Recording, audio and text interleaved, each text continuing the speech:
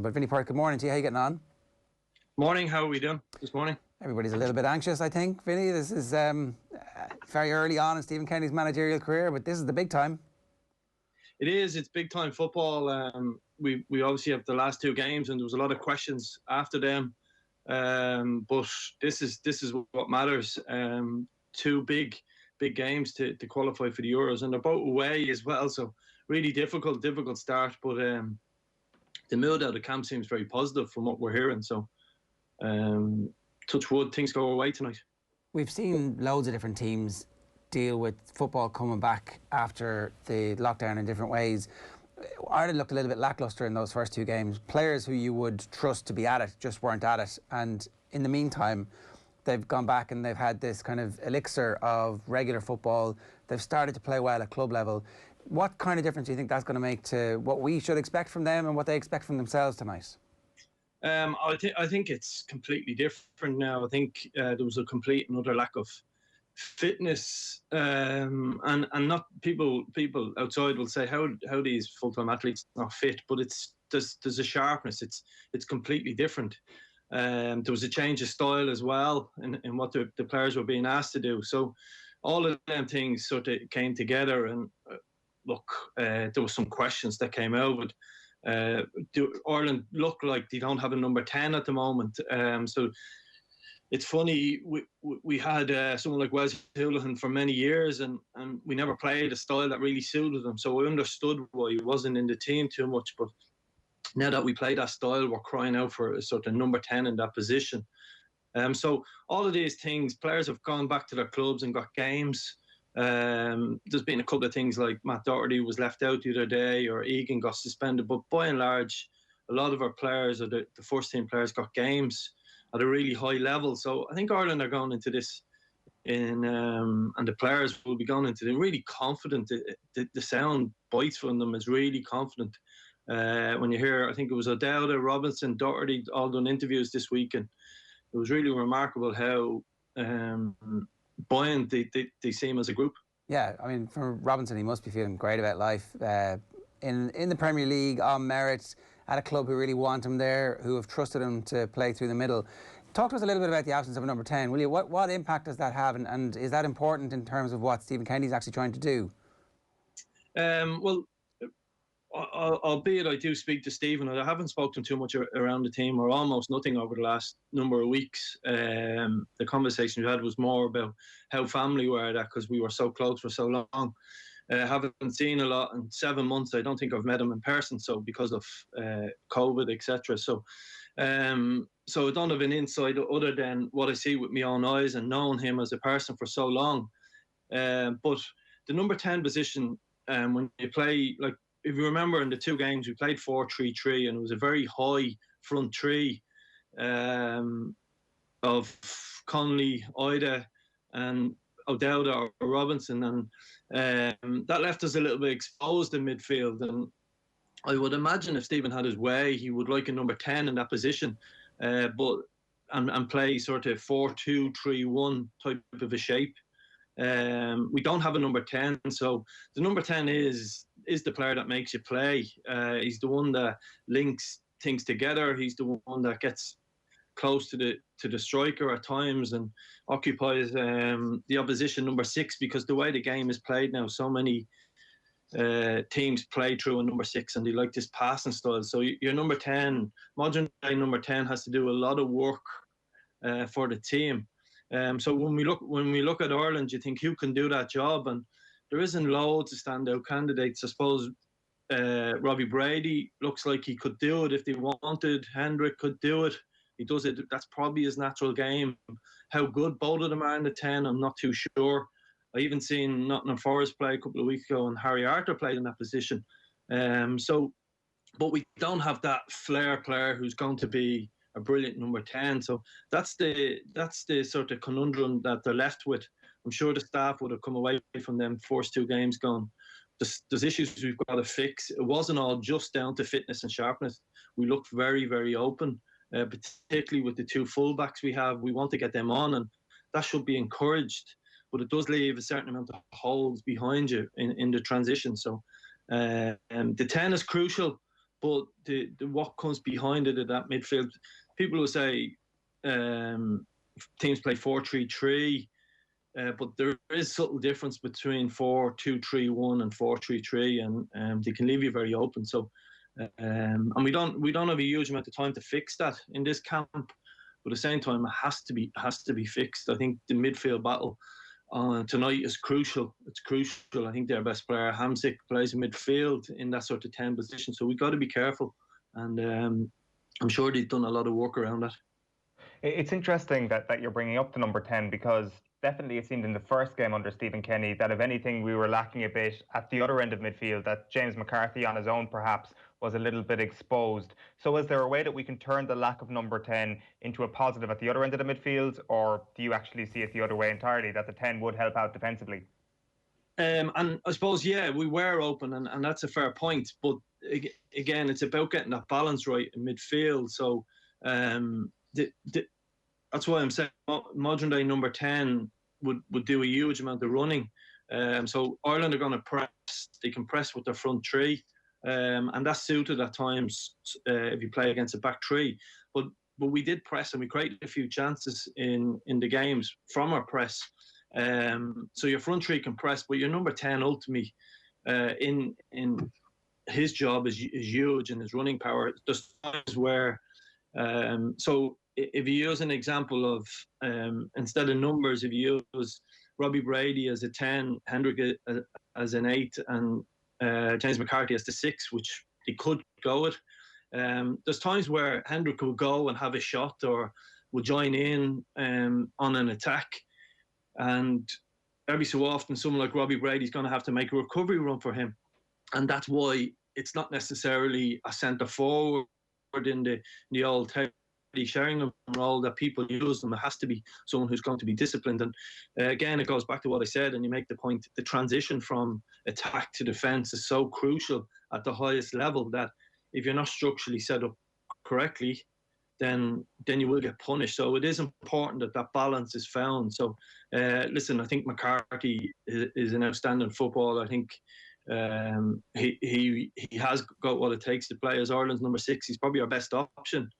I'll put it that way, and them sort of games he's got in the Premiership will definitely stand to him. I think we'll get a much improved performance from him tonight, but he's going to need a hand with him. And like I said, you'd probably need a tactics board for, but if you're going to get your two fullbacks high, almost, if you think about it, their starting position at times is level with McCarthy, then you need somebody probably a little bit closer to him, and that's why I feel a 10 would be important to this team if they're going to play that way. Can I just talk about McCarthy then? Because the best game he's played for Ireland, everybody always goes back to the Germany game, and the best games that he plays for Crystal Palace is with somebody alongside him as well. And it is a two-man old school midfield where he's got a partner in crime effectively doing a similar job to him. And traditionally 4-2-3-1 wouldn't be like that, so it's 2 6s as opposed to a 6 and an 8. Yeah. Could you ever see Ireland playing like that? Yeah, I think that probably suits us because, again, I mean, when you look at our players, I don't think it's going to happen tonight, but when you look at our players, you could argue that a lot of our players are suited to a back three, or two wing backs, Doherty going forward and the Stevens. But yeah, I think Ireland could play with a 4-2-3-1 shape. I think that probably suits our players best. Somebody alongside McCarthy. You may look at tonight, and I know nothing other than sort of my own mindset. You might find that someone like Robbie Brady starts, and may start, say, on the right wing for argument's sake, and comes in a little bit narrow. That's something they could look at tonight, particularly being away from home. So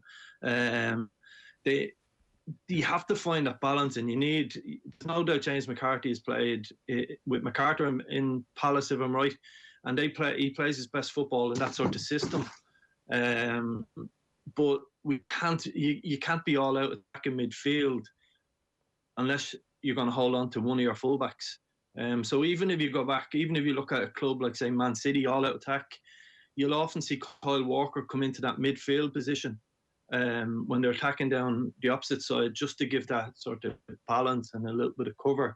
And while Ireland want to be I think they'll be brave tonight and they'll have a go. You also have to keep the door closed, and it's really difficult to find that balance. And it's not about systems; it's about the players you have, and they would have learned a huge amount from the first 2 games. That's really interesting, Vinny, because we've had conversations with Dan and Johnny, and obviously Dan would have watched every single Dundalk game over the years, and would have the conversation would have gone. So could you see him playing 3 at the back? And they're like, no, I don't think so. Like, certainly that there's no real evidence that has been in the makeup in the past. And I don't want to misquote either of the lads, so if I have, I'm apologising in advance. But the sense was that, like, Stephen likes to play a particular style and system. It's interesting to hear you say that actually it's far more important that the players are there. Could you see a scenario where we do have 3 at the back? Because it looks like we're designed perfectly for that. Yeah, of course I can. And when the manager gets time, we'll find a scenario. I think again, like, how I don't want to equate Dundalk to Ireland in any way, shape or form. But when we were at our best, whether it was O'Donnell, Tell, Finn or McElhenney in the number 10 position, our midfield was always 1, 1 and a 1. And we had 2 fullbacks, Sean Gannon and Dane Massey, who just raided. And that's the way Stephen liked to play. But, I mean, if we didn't have fullbacks who liked to raid, or, you know, we didn't have that midfield, we would have came out with different scenarios. It's a bit like people saying Stephen was very attack-minded all the time. But we went to places like Zenit St. Petersburg or AZ Alkmaar, and we're quite pragmatic at times and let them have it. Like, by and large, he's an attack-minded coach 90-odd% of the time. But there's times where, like any good coach, he'll adapt his system, he'll change his style of play. And I wouldn't be shocked to see Ireland playing 3 at any stage over the next couple of months. But unfortunately, because of the way the games have come, there's no friendlies. It's just straight into competitive games, and you have to do what you have to do. I don't think there's time this week, for argument's sake, to work on a 3-5-2. I'm not saying they haven't done it, but I don't think there's time for argument's sake to work on it this week. So it's really, I don't doubt he has, particularly himself and all them staff, they have the way about them to find the best system that suits Ireland going forward. At the moment, I think it has to be somewhere between a 4-2-3-1 and a 4-3-3, and until we get a little bit of time to work with stuff from players. It definitely feels, listening to you, Vinny, that you see Robbie Brady as a potential starter in this Ireland team. Fitness may preclude him from starting tonight, but it definitely seems that the way you talk about that midfield, as well as that option on the right of a front 3, that midfield looks like you could get the best out of itself with Robbie Brady in there. Yeah, I do. I think it's a rib injury he has. So if that keeps them out, the hands may be tied, in the sense of it could be an out-and-out front 3. So, you know, I wouldn't be surprised to see, and again, it's just a good feeling, for argument's sake, off the left, Callum Robinson, McGoldrick up front with Aaron Connolly, and say with Robbie Brady, if he was fit, narrow off the right, with Hendrick and McCarthy behind him. So that gives you a bit of the number 10, because if you look at McGoldrick's game, he's not an out centre forward who's going to lead the line. He's someone who drops into different positions. Seen him in left full position in the last game, for argument's sake, while Ireland were chasing it. And that's not criticism, that's just his style, that's the way he plays. So we need an out centre forward. We need to score a goal tonight.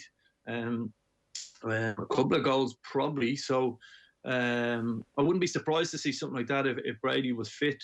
A slight change in the system, but nothing over drastic. Hendrick and McCarthy as the 2 sitters. Can we bring someone like Malumbi into the team? I'm not sure. He hasn't played a huge amount of football. He did play the other day, but came off early. Not early, but came off in the second half. So again, it's about who's fit. We don't know the inner workings of the squad, but they've got to come up with something, someone who's going to get goals. And I also look at someone like Long, who hasn't really featured in the first 2 games, and I think his pacing behind could hurt him. So there's a couple of decisions to be made. Ironically, it's probably good in one sense. Coleman's not there, even though personally I probably would have started him. His form has been exceptional, but it's probably good that noise has gone away of Coleman, Doherty, and they can just focus on the team. But there's big decisions to be made in Ireland's midfield tonight, huge decisions, because they're quite strong, I think, in there. If they get going, they're normally a possession-based team. They would normally, against Wales, I watched the Wales game a couple of weeks ago, just for some knowledge over there in the qualifying campaign, and it's 66-67% possession. They went to Israel a couple of weeks ago, and 67% possession. That's quite high. Israel, a good side, and drew one also. But there's no doubt that what they're lacking, the two players, particularly their number 6 out of their team, and their centre half. This is a real opportunity for them. And once they get the balance right in midfield, I think we have the players capable of going and having a good result. All right, Vinny, that was brilliant analysis. Thanks a million for explaining all that to us. Great to have you with us. Thanks very much.